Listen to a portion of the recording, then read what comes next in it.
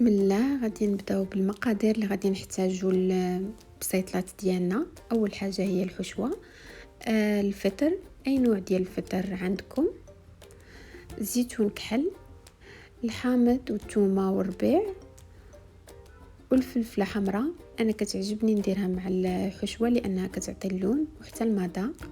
الفيرميسيل ولا الشعريه الصينيه، زيت زيتون، شويه ديال البزار، شويه ديال الحار ولا الهريسه، شويه ديال الكمون، صلصه صويا وشويه ديال الملحه.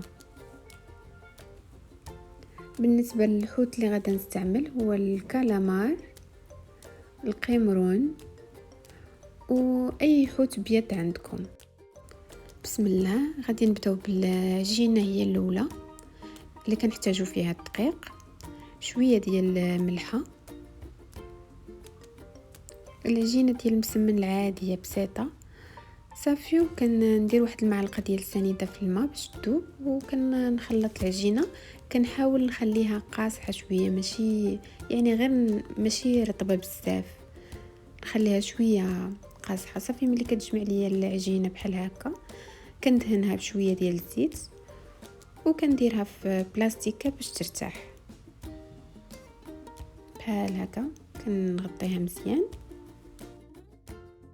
دابا غادي ندوز للحشوه اللي غادي نقطع فيها الفلفله. غادي نطحنها مزيان رقيقه. صراحه هاد الطحانه كتنفع كلشي، كترجعو رقيق بحال هاد الشكل.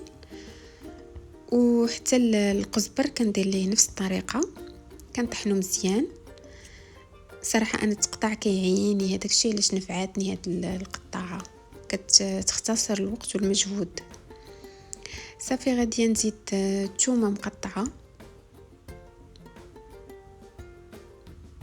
شويه العصير الحامض، والمقادير العاديه ديال الشرموله ديال الحوت اللي هي البزار، شويه ديال الملحه، غير شويه لان الزيتون كيكون مالح شويه، معلقه ديال الهريسه، شويه ديال زيت زيتون. صافي كنحرك كل شيء باش يندمج مع بعضياته. صراحه هذيك الفلفله الحمراء كتزيد اللون زوين. انا قطعت حتى شويه الحامض، بغيت نزيدو، اختياري. دابا غادي ندوز لمرحله التقطيع. غادي نقشر الفطر بحال هكا. راه ما كيتغسلش، غير كتقشروه بحال هكا وصافي وكتبداو تقطعوا فيه. غادي نقطع حتى الزيتون،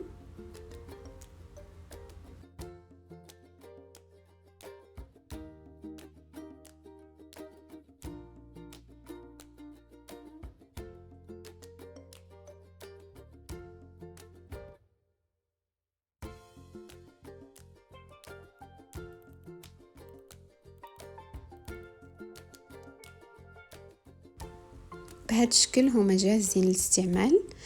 السمك من بعد ما غسلته كنخليه يتسقطر مزيان، وحتى هو بنفس الطريقه غادي نبدا نقطع فيه مربعات صغيره كما غادي تشوفوا معايا. هذا الكالامار، ومن بعد غادي نبدا نقطع الكروفيت حتى هو بنفس الطريقه.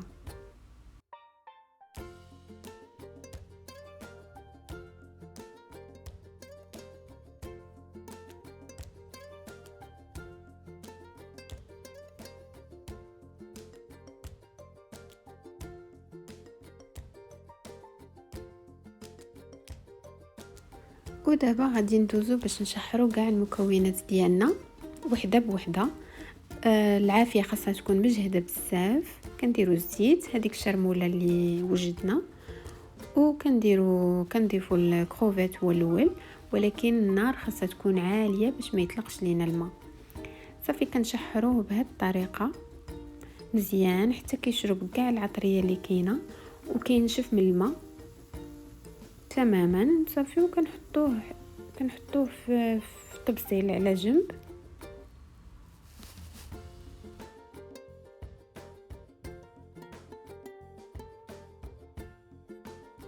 نفس الطريقه غادي نديروا الكالامار، حتى هو النار خاصها تكون مجهده.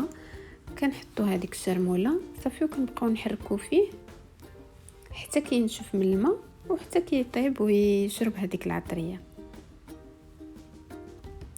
صراحه ما نعاودش لكم، الريحه زوينه بزاف، ما شهيتكم فيها الريحه ديال هذيك الفلفله والعطريه، ما نعاودش لكم.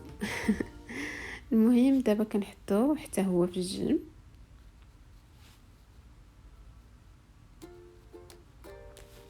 وهنايا درتو في هاد الكسكاس، هاد الصفاي، باش الا كان باقي فيه اي ما ولا شي حاجه يتسقطر مزيان وفي نفس الوقت يبردوا.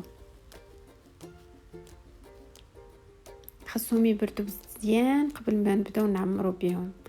المهم نفس الطريقه تاني، نفس الحشوه، كنضيفوا عليها الفطر، كنحركو مزيان حتى كيدبل هذاك الفطر مزيان وكيطلق كاع الماء اللي فيه وكينشف. صافي كنزيد عليه الزيتون حتى هو، صافي دابا كنحطوه حتى هو بنفس الطريقه يبرد بحال هكا. خاص الحشوه تكون بارده مزيان. شعريه الصينيه سلقتها شويه، هنا ضفت عليها شويه صويا صافي وحركتها مزيان حتى هي وخليتها على جنب. هذاك السمك اللي عندي حتى هو درت ليه نفس الصلصه، وانا فضلت نديرو في الفران حسن باش يجي ناشف وشارب هذيك العطريه ديالو. صافي هنا كنبدا نفرتو شويه، كنحيد الشوك الا كانت اي شوكه وصافي، وحتى هو كنخليه يبرد بحال هاد الشكل. دابا غادي ندوزو للعجين. من بعد ما ارتاحت العجينه مزيان كما كتشوفوا راها ولات رطبه ومنسجمه، كنكورها كويرات على هاد الشكل. وهذيك السوبيره درت فيها الزيت زايد شويه باش كتبقى هذيك العجينه رطبه وما كيديرش هذيك القشره الفوقانيه، وباش يجيني ساهل باش نسرحو. صافي هنايا ما تخافوش، هذاك الزيت راه من بعد غادي نجمعو غادي نديرو في قريعه وغادي نبقى نطيب بيه عاوتاني، يعني ما غاديش يضيع.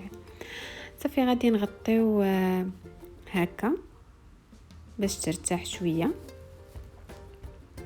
هذه هي الحشوه ديالي من بعد ما بردات. صافي كنخلط كل شيء مع بعضياته. دابا كنخلط كاع العناصر مع بعضياتها. صراحه الريحه واعره بزاف هكا، والالوان الزيتون فلفله دوك اللوينات كيجيو زوينين. غادي نبدا نسرح في المسمن بحال هكا، راه كيجي ساهل في التسراح ملي كديروا ليه هذيك الطريقه ديال الزيت شويه زايد. صافي كنسرحها هكا وكندهنها بالزبده مزيان على الطريقه على شكل الطريقه ديال المسمن العادي بحال هكا. صافي وكنخليها ترتاح. دابا غادي نبداو في الطريقه ديال التعمار. كتسرحوا المسمن بحال هكا شويه من الجناب مزيان باش يجيو رقاقين. صافي وكتاخذوا شي زلافه ولا اي حاجه عندكم اللي غادي تحطوا فيها المسمنه باش تجيكم دائريه بحال هاد الشكل. كتحطوا الحشوه بحال هكا، وعاده كتزيدوا هذاك السمك الاخر. انا ما بغيتش نخلطو مع الحشوه باش يبقى باين. كاينين بعض الناس اللي كيزيدوا الفرماج، انا كنبغي هذاك البنه والمذاق ديال هاد السمك يبقى باين ما يطغاش عليه هذاك الفرماج. صافي وكنبقاو نجمعوه بحال هكا بطريقه دائريه كيجي بحال هاد الشكل بحال هكا. غادي نعاود وحده اخرى معكم بنفس الطريقه. كنديروا الحشوه ديالنا، راها كتجي ناشفه ما فيها لا الماء لا حتى شي حاجه. المهم تخليوها تبرد مزيان. صافي كنديروا الحوت من الفوق بنفس الطريقه صافي. كنبقاو نجمعوا الجناب، حاولوا تجمعوهم بحال هكا، تبقاو تجمعوا قنيت بقنيت. انا مع التصوير راني غير قبلوا عليا وصافي. المهم كتجي بحال هكا، هذا هو الشكل ديالهم.